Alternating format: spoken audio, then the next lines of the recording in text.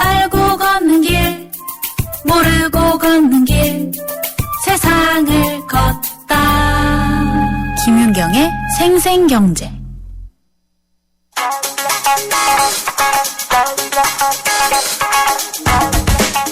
안녕하세요. 멜로디 경제의 대중음악 평론가 이대화입니다. 요즘처럼 음악 시장이 격변하는 때도 없는 것 같습니다. mp3와 음원 사이트 같은 디지털 문화가 급격히 보편화됐기 때문인데요. 최근엔 새로운 시장이 추가로 열려서 음악 관계자들을 다시 한번 바짝 긴장시키고 있습니다. 바로 인공지능 라디오인데요. 컴퓨터가 빅데이터를 기반으로 해서 청취자의 취향을 파악해서 자동으로 음악을 추천하는 서비스입니다. 미국의 판도라가 대표적인데요. 아직 한국에는 서비스되고 있지 않습니다만 미국 내에선 인터넷 라디오 중에서 가장 큰 성장폭과 이용률을 자랑하고 있습니다. 신개념 음악 서비스로 각광을 받고 있습니다. 판도라의 원리는 간단합니다. 사용자가 현재 듣고 있는 음악에 대해서 좋다, 싫다의 여부를 컴퓨터에 표현을 하면 컴퓨터는 이것을 기억했다가 사용자가 좋아할 만한 음악만 골라서 추천하는 겁니다. 이 데이터는 쌓이면 쌓일수록 더 정확한 취향으로 압축이 되겠죠? 어떤 의미에선 스트리밍 서비스가 진화하는 것으로 봐도 되겠습니다. 단지 많은 음원을 보유하고 있는 것으로는 부족하고 추천을 통해서 적극적인 마케팅을 펼치겠다는 거죠. 판매 전략이 진화하면 음악계도 변하는 것 같습니다. 음악은 라디오에 관한 곡 하나 준비했습니다. 김현철의 원더풀 라디오입니다.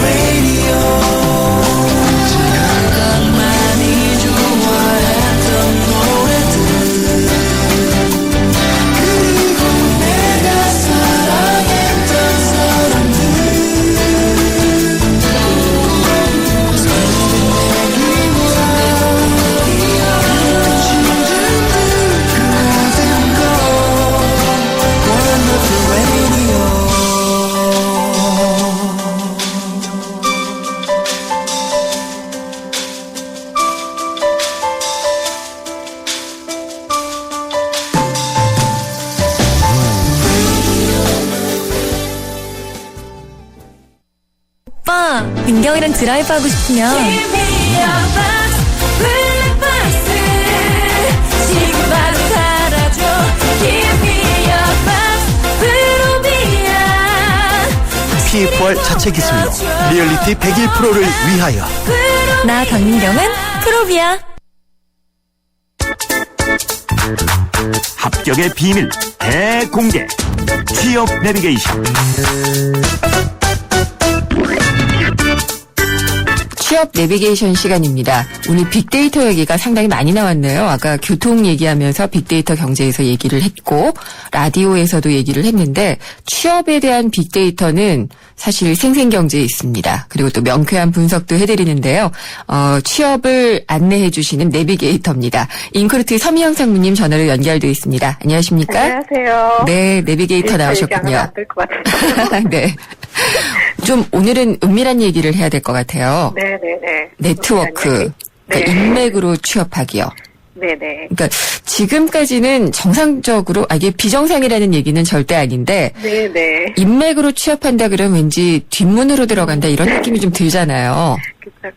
네. 그 네트워크 다시 말해서 인맥으로 취업할 수 있다는 이야기를 하고 싶고요. 네. 공개 채용 등의 정규적인 절차 이외에도 네트워크로 활용할 수 있고 또 그 장점이 있다는 이야기를 오늘 한번 나눠봤으면 좋겠습니다. 네. 혹시 그러면은 인맥, 네. 네트워크로 취업할 수 있는 분야는 따로 있다라고 볼 수 있을까요? 저는 광범위하다라고 기본적으로 말씀드릴 수 있을 것 같고요. 네. 그러니까 네트워크에 의한 채용이라는 개념을 좀 이해하시면 제 이야기가 좀 전달이 될 것 같아요. 네, 일단 네트워크에 대한 이해. 네트워크로 취업을 할 수 있는 비공개, 앞서 이제 제가 공개 채용 시장이라고 말씀드렸는데요. 네. 공개 채용 시장은 뭐 아시는 것처럼 뭐 인크루트나 이런 쪽에 나 사람 뽑아요라고 올라놓으면 입사 지원하고 이런 시장을 얘기를 하는 거고요. 그렇죠. 비공개 채용 시장은 뭐 아름아름 사람을 통해서 이제 구하는 채용 이렇게 이해하시면 될 것 같은데 이 규모가 대개 전체 채용 시장의 70% 정도로 추정하기도 해요. 네. 그러니까 뭐 일반 이제 구직자들이 아는 것보다는 훨씬 더 많은 비중의 인맥에 의한 채용이 있다는 거죠. 사람이 필요하면 일단 주변에서부터 찾죠. 그리고 안 되면은 광고나 헤드헌터들한테 의뢰를 하게 된다는 거죠. 네. 그 사내 추천 제도라는 것이요. 인맥에 의한 채용을 공식화시킨 제도인데요. 인크루트와 인사 담당자 200여 명을 대상으로 사내 추천 제도에 대해서 설문조사를 진행을 해봤는데 51.9% 정도의 기업이 사내 추천 제도를 가지고 있다고 합니다. 네. 이 과반수 이상의 기업들이 이 제도를 도입하고 있다는 점에 좀 주목을 해야 되는데 그 내부 직원에 의해서 이제 추천되는 이제 직원의 경우에는 예를 들면 서류 전형을 면제해 준다든가 그 직원이 채용이 되게 되면 인센티브가 지급이 된다거나 뭐 네. 이런 내용들이 이 제도의 이제 기본적인 내용인데요. 그러니까 기업들이 이렇게까지 하면서 그 추천에 의한 채용들을 많이 진행을 하고 있다는 거죠. 업체 아는 네네. 분들이 네. 저한테 몇 번 물어보셔서 네네네. 제가 그런 중매를 몇 번 섰어요. 아, 그러셨어요? 예, 그래서 취업이 된 네. 분들이 있고 그렇게 네네. 해서 채용을 하신 분들은 인센티브를 많이 받으셨다고 하더라고요. 네, 맞아요. 그런 제도입니다. 근데 이게 좋은 네. 점이 저도 딱 떠오르는데 네, 필요할 때 네. 거기에 적절한 인물을 바로 그렇죠. 뽑을 수 있는 그런 게 가능해지잖아요. 네, 장점이 굉장히 많은데요. 네. 가장 많은 그 사내 추천 제도의 시행 이유 중에 하나가 직원의 추천이라면 믿고 채용할 수 있다 이야기예요. 그러니까요. 그러니까 모르는 사람을 뽑는 것보다는 아는 사람을 통해서 뽑는 것이 좀 더 신뢰할 수 있다 이런 의미이고요. 네. 구직자의 인성을 정확하게 파악할 수 있는 것이 중요한 만큼 믿을 수 있는 경로도 중요하다는 거죠. 근데 그 외에는 아까 말씀하신 것처럼 채용 시간을 줄일 수 있다라는 네. 답변이 두 번째로 많았고요. 그다음에 아는 사람에 의해서 들어온 분들이 결과적으로 지켜봤더니 퇴사율이 낮더라라는 이제 통계들이 있어요. 그래서 이 퇴사율을 줄일 수 있을 것 같다라는 이제 장점을 언급하신 것이 한 3위 정도 되고요. 네. 그다음에 아무래도 공개 채용 시장에 의뢰를 하게 되면 채용 비용이라는 게 들잖아요. 그렇죠. 네, 내부 직원 인센티브 주는 것보다 더 든다. 뭐 이제 이런 판단이 있는 것 같고요. 그리고 조직 문화 개선에도 기여할 수 있을 것 같다라는 이제 내용으로 대개는 응답을 하시더라고요. 네. 그러니까 아는 사람이 그 사람에 대해서 이제 필요성을 딱 알고 적소에다가 데려오는 그렇죠. 그런 장점이 있는 반면에 네. 너무 아름아름으로 뽑게 되면은 네, 비집고 들어갈 틈이 없어요. 맞아요. 네. 그런 또 단점도 분명히 있어요. 그렇죠. 네네네네.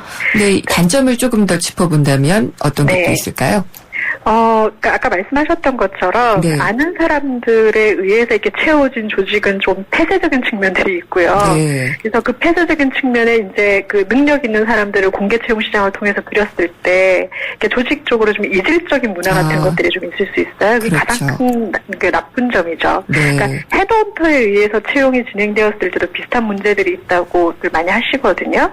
그러니까 이게 헤드헌터에 의해서 들어왔기 때문에 고비용으로 인해서 들어왔기 때문에 그 후보자에 대한 시선이 다른 거예요. 네. 네, 그래서 들어온 이후에 채용된 이후에 이제 안착이나 이런 부분들에 애로가 많다는 이제 지적 사항들이 있는 것처럼 사내 추천 제도에 의해서 들어온 부분 들어온 이제 직원들의 비중이 높으면 높을수록 또 그런 문화적인 이유들도 이제 또 단점으로 지적되기도 합니다. 네, 그것도 상당히 중요한 부분인 것 같아요. 네네네. 예. 근데 예전에는 이런 인맥에 의한 취업을 한다고 했을 때는 좀 부정적인 의미가 많았었던 것 같아요. 그렇죠. 네, 그래서 저도 이제 과거에 제 책에서 인맥 청탁이나 낙하산 등하고는 이제 분리하고 싶어서 네. 네트워크라고 굳이 이제 명명해서 불렀는데요. 한 조사를 보면 취업자 61.5%가 인맥을 활용해서 취업했다고 밝힐 정도로 이미 이제 정상적인 취업과 채용의 루트로 네. 인정되고 있다고 볼 수 있고요. 그리고 인맥 취업도 능력이라고 이미 받아들이고 있는 것 같아요. 그래서 네. 대부분의 구직자들이 인맥을 통해 취업 기회가 주어지면 어떻게 할 것인가라는 응답에 대해서 86.4% 정도의 이제 분들이 취업하겠다 이렇게 응답을 하셨어요.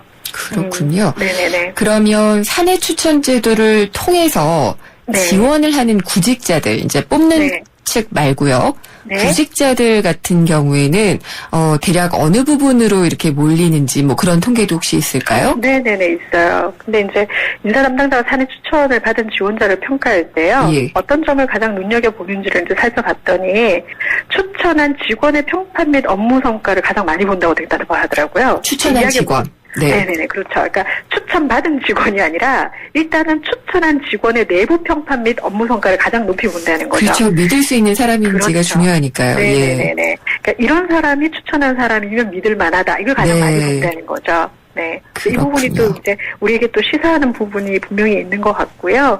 그리고 이제 추천받은 직원의 경우에는 실제로 이제 회사에 들어와서 맡게 될 업무 스킬이라든지 추천 사유라든지 지원자의 개인 성향 등 순으로 이제 보고 있다고 응답을 하십니다. 네. 네. 근데 인맥이 정말 중요한데 네. 사실 인맥을 뭐 많이 안다고 해서 사람을 많이 안다고 해서 꼭 중요한 것도 아니고요. 네. 그 관리를 또 어떻게 하느냐도 상황에 따라서 참 다를 것 같은데 그렇죠. 어떻게 관리해야 되죠?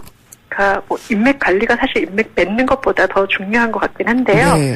인맥을 어떻게 맺고 있느냐를 보면 이제 상식적으로 학교, 동문 등의 선후배 모임이 가장 일반적이고요. 그러니까 최근에 온라인 카페나 동호회 등을 통해서 인맥을 맺었다라는 이제 이야기들도 굉장히 많습니다. 또 최근에는 페이스북이나 트위터 등에서 그룹을 만들어서 인맥을 이어가는 사람들도 꽤 많죠. 네. 그래서 인맥이 연결될 수 있는 경로는 점차 이렇게 다양해지고 있는 추세이기 때문에 말씀하신 대로 어떻게 이 인맥을 활용하고 관리하느냐가 중요하다고 할 수 있고요. 한 번 맺은 인맥 관리는 노력이 반드시 필요한데요. 이메일, 문자, SNS에 이런 툴들을 통해서 관심을 정기적으로 이제 보여줘서 네. 타이트한 관계를 일단 이어져야 된다는 거죠. 그래야 인맥 활용으로 넘어갈 수 있거든요. 맞아요. 처음부터 활용이 되는 게 아니잖아요. 그러니까 트위터나 페이스북에 친구가 네. 많고 팔로워가 많다고 해서 네. 꼭 이 사람의 인맥이 넓은 건 아니잖아요. 그렇죠. 그리고 네네. 이제 대량 문자들 발송될 때 느끼는 그런 느낌 그런 네, 걸 안 문자 같은. 주도록 네네. 그런 해야지 것도 될 것 있고. 같아요. 그래서 나름대로 이제 인맥의 분류를 하면서 인맥 관리를 하는 방법도 있고요. 네. 그리고 무엇보다도 일단 직접 얼굴을 봐는 대면 관계가 성립되는 것이 굉장히 중요해요. 네. 그래서 최대한 정기적인 모임을 갖거나 본인이 또 이제 주선자로 나선되거나 뭐 이런 이제 노력들도 필요하고요. 인맥 활용은 이제 기본은 적극적으로 인맥 활용은요. 이런 이제 기반을 통해서 이루어질 수 있고요. 이런 인맥 활용의 또 기본은 자신의 경력과 필요 시에는 이제 구직 활동을 알리는 것으로 도움을 받을 수 있는 거죠. 아, 예. 그러면은 이 소셜 미디어가 SNS를 활용을 잘 하는 것도 방법이겠어요? 그러면 그러니까 예. 이게 우리가 매번 사람을 항상 만날 수 있는 건 아니니까 네. 그 관계를 계속 유지하는 굉장히 중요한 도구인 것은 분명하죠. 그리고 또 이제 우리가 인맥 관계에서 놀라운 비밀 중에 하나는 뭐냐면은요. 특히 이제 취업이나 비즈니스 관계에 도움을 받는 관계는 누구인가를 봤더니 네. 직접 하는 관계가 아니더라는 거예요. 그래요? 네네. 그 직접 하는 관계를 일촌이라고 하면요. 네. 이 1촌의 추천을 통해서 이루어지는 2, 3촌을 통해서 취업이나 비즈니스 기회에 연결되는 비중이 훨씬 더 높다는 거예요. 오, 즉, 예. 1촌의 신뢰를 통해서 기회가 확장될 수 있다는 거죠. 이게 네트워크의 가장 큰 기술이거든요. 네. 네, 그래서 많은 사람을 가지고 있는 것도 중요하지만은 꼭 필요한 네트워크를 잘 어쨌든 유지해서 본인의 장점이나 이미지나 이런 것들이 잘 유지되는 것이 더 중요할 수도 있다는 이야기죠. 그렇군요. 네네네. 그러니까 뭐 트위터나 페이스북 할 때 뭐 이렇게 부정적인 글보다는 좀 그 자신의 낙관적인 면이라든지 좀 네. 이런 능력이 있다든지 이런 것들도 많이 홍보를 하는데 이용을 해도 네. 뭐 괜찮은 방법이라고는 볼 수 있겠네요. 그렇죠. 뭐 SNS 쓸 때 주의할 사항들이 굉장히 많기는 한데요. 그러게요. 근데 이게 항상 좀 이렇게 설화에 또 휘말릴 수도 있고 네네. 요즘에 외신에 보면은요 몰래 직장 상사들이 이거를 네. 보거나 네. 아니면 취업할 때에도 먼저 그것부터 확인을 해본다는 경우도 있더라고요. 네네. SNS는 두 가지 의미에서 관리가 되어져야 되는데요. 네. 첫째는 기회가 되는 인맥 관리의 자원이죠. 앞서서 계속 말씀드렸던 것처럼. 네. 이제 둘째는 지금 말씀하신 것처럼 기업이 채용을 위해서 후보자의 평판 조회의 중요한 수단입니다. 이미. 그렇죠. 그래서 네네. 그래서 소셜 네트워크에 이 후보자가 쓰는 이제 글들을 다 스크리닝을 하거든요. 그래서 이를 위해서 일단 소셜 미디어에 글을 올리실 때 언어 사용에 일단 굉장히 신중하셔야 되고요. 네. 종교관이나 정치관이나 이런 것들을 이제 그 표현할 때도 좀 주의를 하실 필요가 있습니다. 미국 같은 경우에 이게 굉장히 일반화되어 있어서요. 약물 투약이나 성차별 등도 이런 이제 소셜 네트워크를 통해서 기본적으로 체크를 한다고 합니다. 네, 그리고 이건 많이 가려내더라고요. 네, 굉장히 중요해요, 이게. 근데 예. 무엇보다 그 올리는 게시물의 진정성도 중요하죠. 네, 이런 것들을 통해서 인맥이 유지되고 확장이 되고 또 도움이 되기도 하는 거니까요. 네, 이게 참 양면이 있는 게 네. 종교관이나 정치관을 언급을 하기 위해서 SNS를 하기도 하는데 네네. 이런 것들까지 주의를 해야 된다 그러면은 계정을 몇 개씩 만들어야 되나요? 네, 이게 뭐, 그래서 여러 개 만드시는 후보자들이 좀 있습니다, 사실은. 네. 네네. 그래서 채용 단계에 이제 필요한 스크린이거든요, 종교관이나 이런 것들이. 근데 자신의 소신이나 그 소신을 공유하는 사람들을 또 만나는 공간이 또 소셜 네트워크이기도 하잖아요. 네. 네, 그래서 이제 그럼 목적성에 따라서 이게 도구로 생각하면은 좀 분리해서 이제 대응이 돼야 되는 것도 맞는 것 같아요. 그렇군요. 네네. 지금 말씀 나누는 중에 문자가 왔어요. 네네. 9917님인데 지금껏 네. 살아오면서 나 홀로족이어서 인맥 관리를 못했는데 네. 사회생활 하려다 보니 후회가 된다고 하셨어요. 그쵸. 그러니까 이제 와서 동호회 같은 모임 들어가려니까 이미 폐쇄적인 집단이 되어 있어서 들어가긴 어렵고 네. 근데 지금이라도 뭔가 좀 연락해서 네트워크를 만들고 싶다라고 하셨어요. 네. 늦은 건 하셔야죠. 아니겠죠? 그럼요. 네. 하셔야죠. 그 예. 네트워크의 형성이라는 거는 단시간 노력 투자로 되는 것이 아니에요. 맞아요. 그래서 네, 뭐 아무리 늦었더라도 지금부터 하셔야 되고요. 네. 우리가 개발 경력 관리를 이야기할 때 가장 핵심은 뭐냐면 상위 레벨로 올라가면 올라갈수록 네트워크의 힘이 그 사람의 직무 역량이 되는 거거든요. 아, 네. 네네. 그래서 미래에 나의 커리어를 준비를 하신다는 이런 계획 하에서도 네. 이런 인맥 관리는 대단히 중요한 사항이고요. 근데 무엇보다 이렇게 제가 자꾸 인맥 관리를 얘기하니까 인맥만 관리하면 모든 게 되는 것처럼 이제 전달될까봐 제가 조심스러워서 말씀을 드리는데 네. 이 인맥 관리가 잘 되려고 하면 핵심은 뭐냐면은 내가 가진 게 있어야 돼요. 그렇죠. 네, 예. 내가 가진 게 있어야 주변에서 추천을 하고 추천도 내가 할 수도 있는 거거든요. 근데 그게 이제 직장인들한테 뭐냐면은 직장 생활에서의 능력과 태도와 뭐 인성이 되는 거겠죠. 역량이 있어야 되는 예. 거겠죠. 이런 게 있어야 내가 직장 생활을 현재 잘 하고 있어야 그런 이제 인맥 관리에서도 내가 활용이 될 수 있는 것이지 이런 것들을 소외시하면서 인맥 관리만 해서 잘 되는 건 아니라는 거죠. 절대 아니죠. 네, 절대 예. 아니라는 거죠. 네. 플러스 수단이 될 수 있는 것으로 인맥을 활용하라라는 네, 거고 네. 관리가 중요하다라는 그렇죠. 말씀이셨습니다. 네. 오늘도 취업과 관련한 길을 잘 찾아주셨습니다. 감사합니다. 감사합니다. 인크루트의 서미영 상무였습니다. 가리고 흉터 가리지 마세요. 흉터 전문 더마틱스 울트라 CPX 성분이 흉터를 흐리고 부드럽고 매끈하게 흉터에 더 자신있게 더마틱스 울트라 이탈리아 글로벌 제약회사 메나리니 본 제품은 의료기기입니다. 우리 수학 성적이요? 당연히 걱정 없죠. 그렇다면 수학 실력은 어떨까요? 지금 아이의 수학을 진단해보세요. 정확한 진단과 처방이 진짜 수학 성적을 만듭니다. 스스로 수학. 미국 법원에서요, 현대자동차에 2,470억 원을 배상하라, 이런 판결을 내렸습니다. 과거 자동차 사고에 대해서 현대차의 결함 때문이었다라는 그런 판결이었는데요. 이 판결의 의미는 뭔지, 또 파장은 어떻게 될지 잠시 후 4부에서 짚어보겠습니다. 저는 잠시 뒤에 돌아오겠습니다. 경제를 보는 새로운 시각. YTN 라디오 김윤경의 생생경제. 친절한 경제. 오늘의 경제 키워드.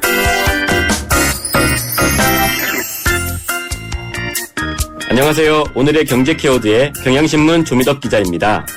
오늘의 키워드는 셰일가스입니다. 셰일은 퇴적암의 한 종류입니다. 초등학교 자연시간에 배운 것을 떠올려 보시면 퇴적암 중에 입자가 제일 큰 게 여감이고 그 다음이 사암, 셰일 이 순서죠. 셰일은 입자가 고와서 셰일층 사이에 가스를 가둘 수 있는데요. 지하 1000m 깊이의 셰일층 사이에 갇혀있는 천연가스를 셰일가스라고 합니다. 원래 너무 깊이 매장돼 있어 캘 수 없었지만 점점 채굴 기술이 발전하면서 고갈돼 가는 석유를 대체할 자원으로 주목받고 있습니다. 세계적으로 인류가 200년 동안 쓸 수 있는 양이 매장돼 있다고 하는데요. 국가별 매장량은 중국이 제일 많고 그 다음이 아르헨티나, 알제리, 미국 순서인 것으로 알려져 있습니다.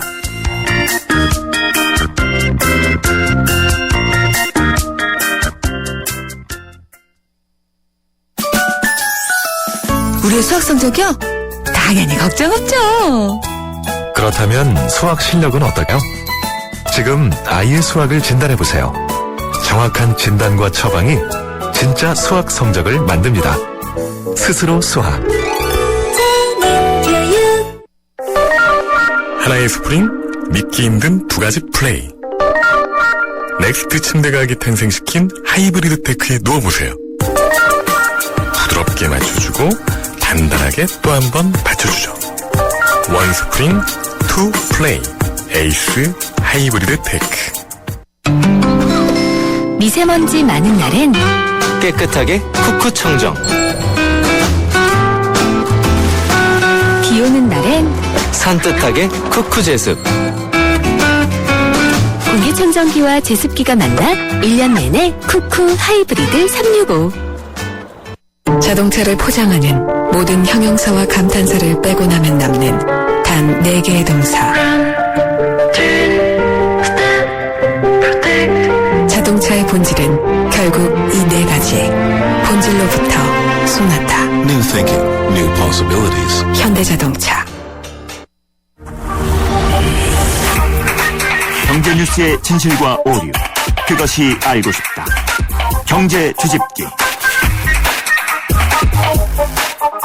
세상의 베이스가 되다 포스코 협찬으로 김윤경의 생생경제 4부 시작하겠습니다. 경제 뉴스를 깊이 있게 또 입체적으로 살펴보고 이면을 분석해보는 시간입니다. 경제 뉴스 뒤집기인데요. 오늘은 허원순 한국경제 논설위원이 전화로 연결돼 있습니다. 안녕하십니까? 네, 안녕하세요. 네, 저희가 어제 이 시간에 저금리 얘기를 좀 했어요. 네. 금리가 낮잖아요, 전 세계적으로. 그렇죠. 네, 근데 저금리라는 게 다 이면이 있잖아요. 네.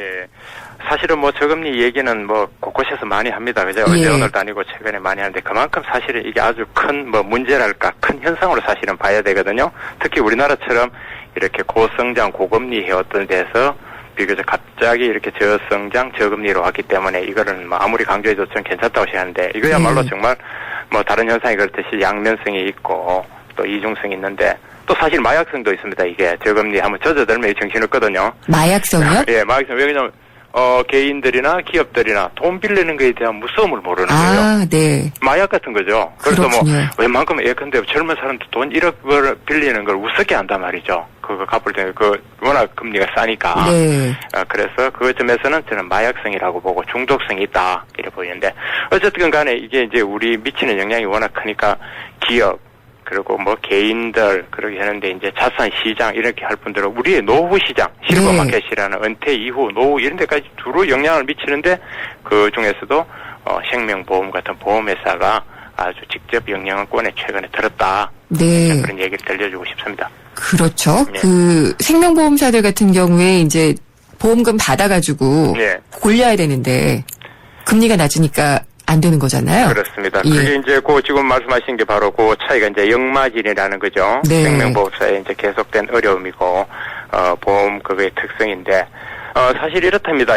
지금 보험사들이 2000년도 초반까지 소위 보장성 보험을 저축 같은 그런 걸 많이 팔았거든요. 네. 그래서 그때는 괜찮았습니다. 2000년 초반만 해도 연 6.5% 확정금리로 보장하는 저축성 보험을 이제 경쟁적으로 팔았는데, 그때만 해도 6.5%가 괜찮은데 지금은 금리가 뭐 3%하고 그 아래까지 막 내려가지 않습니까? 네. 그러니까 6.5%를 굴려서 내줄 도리가 없는 거예요. 방법이 없다 이겁니다. 그렇죠. 그래서 생보사들이 그 자산 운용 수익률을 평균율을 봤더니 2010년에만 해도 불과 4년 전인데 평균 한 5.8% 정도 수익률을 냈습니다.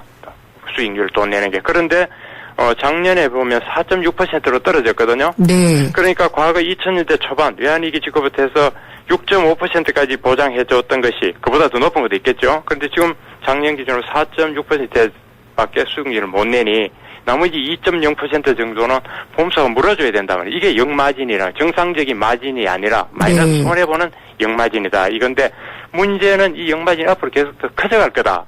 그런 상황이 이게 어려움입니다. 그러면 이제 두 가지가 떠올라요. 네. 보험사들이 많이 없어지지 않을까 하는 점하고요. 네. 그냥 보험사들이 그대로 유지되면은 내가 받는 보장이 줄어들겠지 이런 걱정이요. 그렇습니다. 그런데 약속해뒀기 때문에 경우에 이제 거기에다 지금 세 가지 조합이 사실 나오는 겁니다. 네. 보험사가 없어진다는 것은 우리가 일본에서 봤습니다. 네. 일본 경우에 1997년도에서 2001년까지 그때 한 4, 5년 동안에 7개 생명보험사가 파산해서 없어졌습니다. 예, 기억이 나요. 이 저금리 없어서 그랬죠. 그 다음에 이제 우리는 이 보험 상품 자체가 이제 고금리 자체가 신규로 파는 건 없어지고 기존에 팔았던 거는 그 보장을 해줘야 되는데 그러니까 여기서 이제 나오는 게 제3의 안으로 보험사가 군살배기로 직원들 줄이는 겁니다. 자기네들 이익 줄여가지고라도 고객들의 약속은 지켜야 되니까. 예. 그래서, 참 굉장히 유감이지만 생보사들이 초대형 우리 국내에서 아주 크다는 데서도 지금 인력 구조 조정에 막 들어가 있는 그런 상황이죠. 시작이 되고 있죠. 그렇죠. 이미 작년에도 이미 뭐 일부 알려졌겠습니다만 한화 같은 데는 작년에 이미 있었고요. 삼성도 정확한 숫자는 아니지만 거의 1000명이라고 그러죠. 거의 1000명 정도 감축하기로 했다 그러고 이번 주에는 12일인가 교보에서도 그런 발표가 있었습니다. 교보 같은 데는 10몇 년 만인가요? 지금 뭐 아주 12년 만인가 그렇게 구조조정한다 해가지고 숫자는 아직 모르지만 뭐 700명이니 그 이상이니 하니까 이제 뭐 참 어떻게 보면 뒤숭숭하고 그 저금리의 영향이 보험사 수지에 영향을 미치고 그걸 견디다 못해서 인력 구조조정에 지금 나섰는데 그 정도가 상당히 심하다, 크다 그런 상황이죠.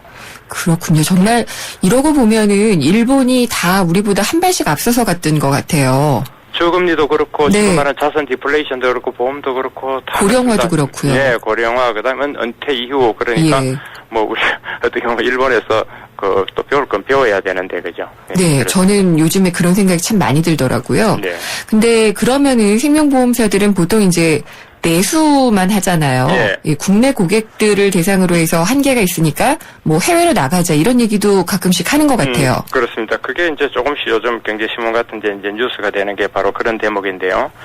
삼성이라든가 교보라든가 국내 시장은 워낙 빤하고 이 저금리에 굴릴 데도 없고 이러니까 해외뿐이다. 결론이 그래 난 것 같습니다. 그래서 여기서도 삼성이 좀 앞서가는 것 같은데요.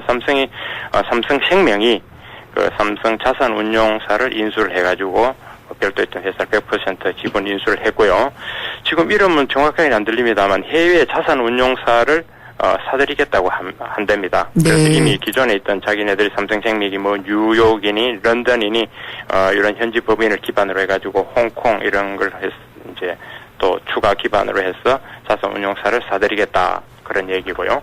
또 사실은 이렇게 요거 역시 아까 뭐 김영크 얘기대로 일본이 그렇게 했습니다. 일본이 국내에 어렵게 되니까 중국으로 진출하고 해외에 많이 샀거든요. 해외 자산 같은 걸 많이 샀어. 그래서 좀 뭐랄까 글로벌 운영, 글로벌 경영 그런 거죠. 그래서 그 중에 M&A도 하고요. 업종으로 봐서는 뭐 온라인 회사도 사들이고 쇼핑몰도 사들이고 또 교보생명 같은 건 알려진 대로 우리은행도 인수해서 보험사가 은행까지도 뭐 인수 한번 의향이 있다. 아직 뭐 확정은 아니지만 우리도 관심이 있다 해가지고 지금 뭐 계속 열심히 계산하고 있는 그런 상황 아닙니까? 그럴 수밖에 없을 것 같아요. 그래서 그 과정에서 해외로 나가는 것이 답이다.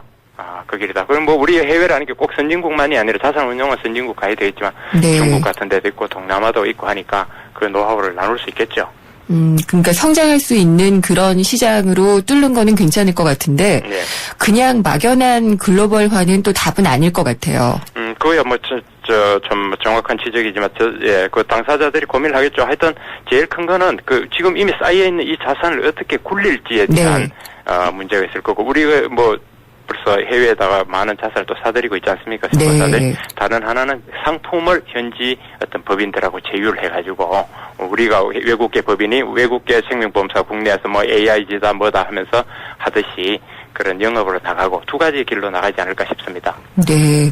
그리고 생명보험사들 같은 경우 이제 단순하게 그동안 자산을 굴렸다면은 예. 모르겠습니다. 금융위기 때 우리가 파생 상품의 위험에 대해서는 너무나 되었기 때문에 네. 그런 복합 상품에 대한 거부감이 약간 있기는 하지만 상품도 좀 많이 개발을 해야 되지 않을까 싶어요. 그것도 그런 기류가 있답니다. 네. 그래서 뭐 각사 공이 있겠지만 예컨대 한화생명 같은 경우는 회사 안에다가 업무 과정 혁신팀 이런 걸 출범시켰다는데 그게 알고 봤더니 상품 구조를 어떻게 다양화할 거냐. 네. 그다음에 또 상품 구조를 다양화해서 그걸 또 어떻게 팔 것이냐. 우리 보험하면 생보상 아직까지도 왜 좀 아줌마. 네. 그 아줌마들의 그 뭐랄까요, 그 인맥을 통한 미소 작전을 통한 뭐 판매 뭐 예. 이런 건데 이제는 그런 식은 아니고 실제로 많이 줄었대거든요. 보험 모집인들도 뭐 몇 개월 사이에 몇천 명씩. 네. 그런데 사실 15만 명씩 이렇게 다닌다는 게 좀 구식 아니겠습니까? 지금 비효율적이니까 그렇죠. 그런 판매 예. 방식, 그다음에 상품 이런 것들에 대해서 전반적으로 점검을 하고 그런 데입니다. 근데 참 가장 빠르고 효과적인 게 보험 설계인들이나 인력을 줄이는 것이기 때문에 그렇게 가는데 예. 그럼 또 일자리 문제가 생기니까 좀 안타까운 생각이 들기는 하고요. 예. 그 해외 같은 경우에 지금 뭐 예. 저금리라고 하면 뭐 미국과 일본 예. 대표적인데요. 어떻게 지금 버티고 있나 궁금한데요. 뭐 다른 분야보다 이제 보험 얘기를 했으니까 네. 그 보험으로 본다면은 일단은 그 해외에서 그 사람들이 자본력이 축적돼 있고 네. 또 보험 상품의 노하우가 돼 있으니까 우선 해외 진출을 많이 한다 그러고요. 일본 같은 데는 이미 파산하고 이랬으니까 그 군살 빼기도 많이 했다고 네. 합니다. 그러니까 그러면서 우리 같은 경우는 아까 말씀드렸던 게 결국 저축성 보험. 그 이제 보험회사의 본질은 보장을 해주는 건데 네. 저축하듯이 얘가 볼려준다니까 여기서 이제 뭐 이게 앞뒤가 안 맞는 일이 벌어지고 있는 거 아닙니까? 그러니까 그렇네요. 저축성 보험보다는 뭐 무슨 질병이라든가 보장성 보험으로 확 돌아가고 있고요. 또 일본은 아까 말씀드린 대로 중국, 뭐 인도, 인도네시아 해서 굉장히 진출을 많이 해가지고 일본 예를 들어 뭐 유명한 회사들은 몇 년 사이에 해외 보험사를 8개씩 이렇게 인수한 회사도 있다 그래요. 네. 그런 식으로 나가고 또 하나는 이제 물론 미국 생보사들도 다 이런 과정을 이제 저금리에 거쳐가지고 해외 진출하는데 정부 당국도 이런 거에 나가는데 뭐 규제를 없앤다거나 어떤 진출을 도와주는 방법 분야에서는 해외 같은 경우는 예컨대 상품 규제라든가 이런 걸 통해서 많이 네. 업계를 도왔다. 뭐 그렇게 전하고 있습니다. 알겠습니다. 저금리의 마약성도 알아봤고요. 생보사들의 살아남는 방법들에 대한 얘기도 잘 들었습니다. 감사합니다. 예, 감사합니다. 허원순 한국경제 논설위원이었습니다. 오후에 만나는 살맛나는 경제. YTN 라디오 김윤경의 생생경제. 징벌적 손해배상. 얼마 전에 생생경제 오늘의 경제 키워드 코너에서 짧게 다루기도 했었는데요. 세월호 참사 같은 대형 인명사고 예방을 위해서는 징벌적 손해배상제도 도입이 시급하다. 이런 주장도 강하게 제기가 되고 있는데 기업들의 입장에서 보면은 가능한 한 피하고 싶겠죠. 근데 현대자동차가 아마 그렇지 않을까 싶습니다. 미국 법원이 지난 2011년에 발생했던 교통사고의 원인이 현대자동차의 제조 결함이다. 이렇게 얘기를 하면서 우리 돈 2,470억 원이나 되는 손해배상을 하라고 판결을 했습니다. 근데 우리 자동차 업계가 요즘 바람 잘 날이 없는 것 같아요. 환율도 그렇고 또 이런 손해배상도 그렇고요. 그래서 이 얘기를 좀 대림대 자동차학과의 김필수 교수님과 나눠보도록 하겠습니다. 교수님 안녕하십니까? 네, 안녕하세요. 네. 네. 미국 법원이 현대자동차에게 2,470억 원을 배상하라 판결이 났는데요. 네. 이게 2011년 건으로 그랬다고 하네요. 맞습니다. 지금 몇 년이 지난 건데 계속 이제 이어져 왔었다 이렇게 볼 수가 있습니다. 네. 2011년 7월에 사고가 났었는데 이 고속도로 10대 2명이 탑승을 해서 19살 난 운전자가 운전을 하고 가다가 순간적으로 자동차의 방향이 틀어지면서 중앙선을 침범을 했습니다. 네. 그래서 마주오던 차하고 충돌이 되면서 그 역시 운전자부터 탑승한 2명이 죽었고 상대방 차 운전자도 사망을 했습니다. 네. 이 사건이 이제 운전자 실수가 아니라 자동차 부품이 결함에 의해서 사고가 난 거다. 그래서 아까 말씀하신 대로 징벌적 보상에 의해서 이렇게 천문학적인 비용이 이 판결을 내렸다 이렇게 볼 수가 있는데요. 네. 그만큼 부품에 대한 어떤 부품의 결함에 대한 것들을 결정을 지었다 이렇게 볼 수가 있습니다. 어떤 부품인가요? 조향 너클이라고 그럽니다. 예. 이 조향 너클이라는 것은 우리가 핸들을 돌리게 되면 앞바퀴가 좌우로 움직이지 않습니까? 네. 근데 움직여줄 때 마지막 이 바퀴 양쪽에 붙어 있는 부품인데 이 너클 부위가 부러지게 되면 바퀴를 제어가 안 되고 이 조향이 안 되거든요. 순간적으로 바퀴가 틀어지게 되겠죠. 네. 그래서 그 사건도 달리다가 중앙선 반대 차선으로 순간적으로 차가 꺾어지면서 정면 충돌한 이런 큰 사고라고 볼 수가 있습니다. 그러면은 조향 너클이 잘못됐다는 게 아마 유족 측의 주장일 것 같고요.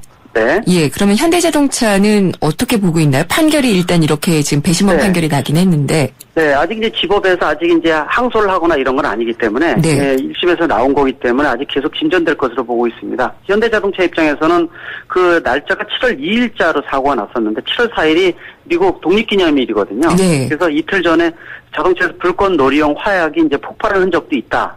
또 구매를 한 20분 전에 이 구입한 영수증까지 있는 것을 들어서 차 안에서 불꽃놀이 화약이 좀 터져가지고 네. 운전자가 주의가 분산되면서 핸들이 꺾어졌다 이렇게 이제 주장을 했는데 이번에 판결 나온 것은 그게 아니라 부품의 결함이다 이렇게 결정을 내렸다고 볼 수가 있습니다. 그러면은 미국에 우리가 팔았던 현대차 이게 티뷰런이잖아요, 브랜드가.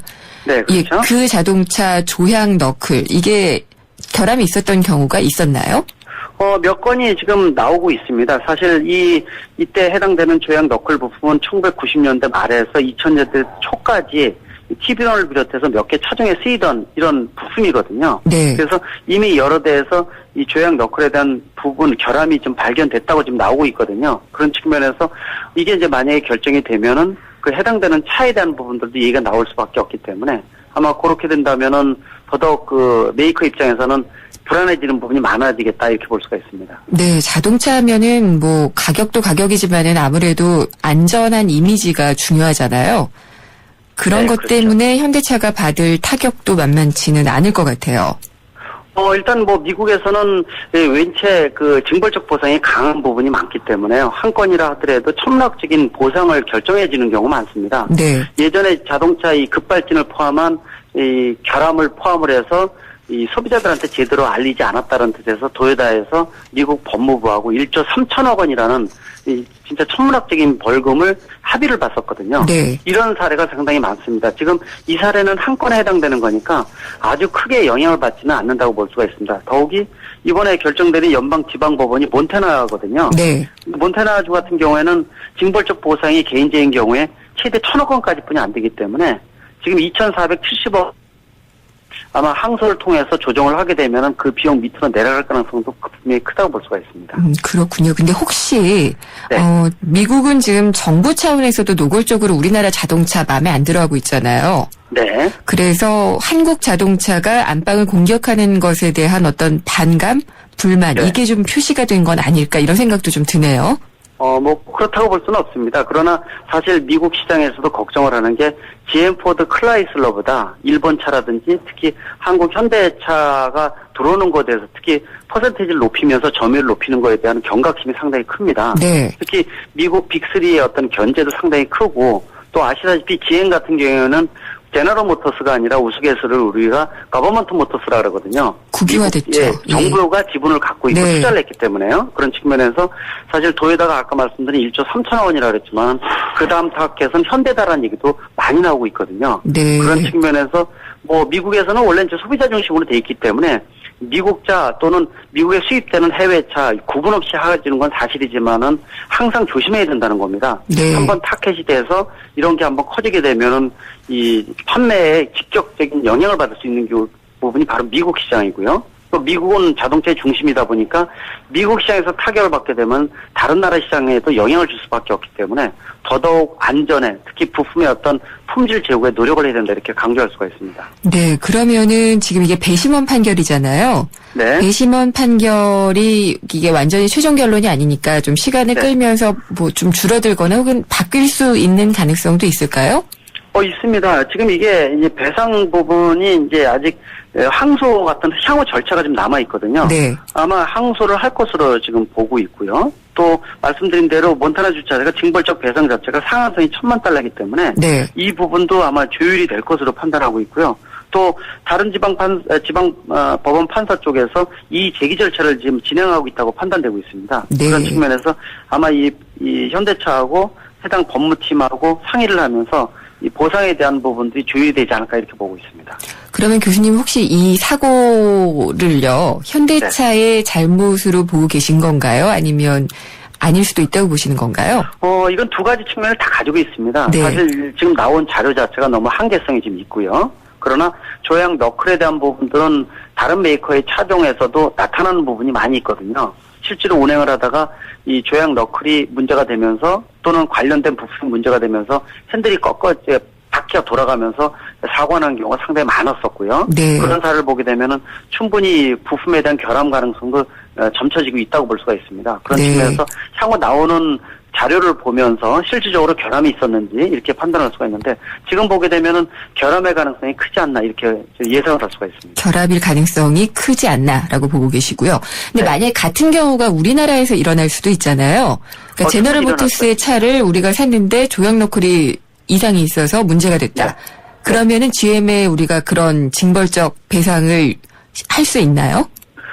불가능한 부분입니다. 우리나라는 제도 자체가 보상적 보상이기 때문에요. 아. 실제로 개인한테 네. 이 소송을 걸어서 승소를 하더라도 이렇게 판결 내리는 경우도 없었고요, 지금까지요. 네. 뭐 아시다시피 이런 리콜에 관련된 것뿐만 아니라 급발진 같은 경우는 100% 운전자가 패소한 거를 볼 수가 있고요. 네. 실제로 보상이 이루어지더라도 이런 금액은 사실은 우리가 보관하는 거지 우리나라에서는 불가능한 부분이고 아까 처음에 말씀하셨다시피 그래서 이 자동차의 리콜이나 특히 사망사고까지 이룰 수 있는 부분들은 부분적으로 징벌적 보상제가 필요하지 않느냐라는 얘기도 많이 민간에서 나오고 있습니다. 정부는 아직 의사를 밝히고 있지는 않고요. 네, 그렇죠. 맞습니다. 그래서 이런 부분들이 향후 어떻게 진행될 것인지, 특히 세계적으로 법규 자체가 탑승자에서 보행자 중심으로 또 제작자에서 소비자 중심으로 법의 축이 움직여지고 있습니다. 그런 네. 측면에서 우리나라도 소비자를 배려하고 또 소비자 중심의 법규가 강화될 것으로 보고 있기 때문에 향후 이런 부분들은 미국에서 나오는 결과를 많이 참조할 필요가 있다 이렇게 볼 수가 있습니다. 그렇네요. 우리도 좀 이런 움직임을 일으켜서 좀 모아봐야지 되는 것 아닌가 이런 생각이 좀 들고요.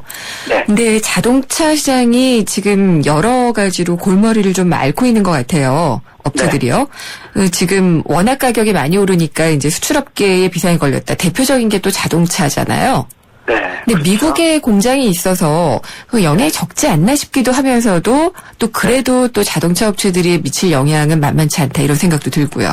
맞습니다. 사실 전 세계 공장이 있는 경우에는 이러한 원고 원화 가치가 올라가는 것에 대해서 능동적으로 대처할 수가 있습니다. 네. 그러나 역시 이제 균형을 잡기 위해서 국내에서 공장이 있는 경우가 사실 고용 창출도 그렇고 극대화시킬 수가 있기 때문에 공장이 국내에 있는 게 훨씬 더 이 경제적인 도움은 더 크다고 볼 수가 있거든요. 네. 그러나 국내에서는 아시다시피 뭐 지금 원고 문제도 그렇지만은 이 비용 구조로 바뀌고 있고 또 저생산성 문제라든지 노조 분규 그러니까 노사 파업이 매년 습관화되어 있다시피 하거든요. 더욱이더 이제 통상 임금 문제라든지 이러한 5가지 정도가 굉장히 큰 문제가 국내에서 지금 이루어지고 있기 때문에 이런 하나하나가 다 이 자동차에 국내에 생산할 수 있는 굉장히 어려운 여건을 만들고 있습니다. 네. 그래서 이런 것들을 어떻게 풀어나가느냐가 국내 생산자는 특히 고용 창출이나 국내 활성화 측면에서 가장 중요한 부분이기 때문에 같이 머리 맞대고 이런 부분들을 해결하도록 노력해야 된다고 보고 있습니다. 네. 현대차가 뭐 징벌적 손해배상을 판결을 받았다라는 단순한 사실에서 시작했는데 이게 우리나라 자동차 시장과 또 정책에 미치는 영향도 상당히 좀 들여다볼 게 많았네요. 맞습니다. 예, 잘 들여다봤습니다. 감사합니다. 네, 감사합니다. 김필수 대림대 자동차학과 교수였습니다. 지구의 미래는 슈퍼히어로가 지키고 가족의 행복은 쉐보레가 지켜줄게요. 쉐보레 러브 패밀리 페스티벌. 스파클 최대 3년 무이자 할부, 말리부, 캡티바, 올란도 최대 3년 1.9% 할부, 차종에 따라 최대 100만 원 할인. 5월에도 쉐보레만 믿으세요. 홈페이지 참조 5월 31일까지. Chevrolet, find new roads. 두통 탈출 펜잘 쇼. 요즘 애들 숙제 봐주느라 머리가 너무 아파요. 애들 숙제는 펜으로 잘, 두통은 펜잘로 잘. 아, 잘하면 풀리는군요. 두통에 잘, 빠르게 잘, 펜잘기가 딱인 거죠. 쌍리통엔 펜잘 레이디. 뭘 할 수 있을까? 어학 공부? 피트니스? 아반떼! 한 달에 20만 원이면 아반떼를 가질 수 있다고. 아반떼를 월 20만 원에? 결코 놓쳐선 안 될 기회. 현대자동차 구매 프로그램 아반떼 할부 프로모션 1588-5330 또는 현대자동차 전시장으로 문의하세요. 더 뉴 아반떼 스타일 모델 기준 단가 보장형 월 20만 원, 표준형 월 35만 원. 현대캐피탈 신차 할부 금리 3.9%, 36개월 이하 선수율 15% 이상. 연체금리 24%, 중도 상환 수수료 1.5에서 3%, 5월 출고분에 한해 적용. 홈페이지 상품 설명 및 약관 참조. 과도한 빚 고통의 시작입니다. 차 안에서 먹고 또 먹어도 사람들이 타고 또 타도 페브리즈 차량용이 있으니 냄새 걱정이 없어요. 상쾌한 드라이브 페브리즈 차량용과 함께 페브리즈 차량용. 오늘 방송 잘 들으셨어요? 저는 오늘 스승의 날인데 갑자기 제게 경제에 대해서 알려주셨던 선생님들, 또 많이 배우게 해줬던 선배님들도 생각이 나는데 한번 전화드려봐야겠다 이런 생각도 좀 드네요. 오늘 방송 다시 들어보고 싶으시면은요, 웹사이트 다시 듣기를 통해서도 들으실 수가 있고요. 팟캐스트로도 들으실 수가 있습니다. 그리고 저희 생생경제에서 매주 월요일마다 재무상담을 해드리고 있는데요. 재무상담을 신청하시면은 매주 한 분께 특전을 드리고 있습니다. 국내 최고의 전문가가 무료로 1대1로 재무 설계를 해드립니다. 상담 신청은요, 트위터 YTN_이코노미 또 웹사이트 게시판에 남겨주시면 됩니다. 오늘 방송은 여기까지고요. 내일 뵙도록 하겠습니다. 김은경이었습니다.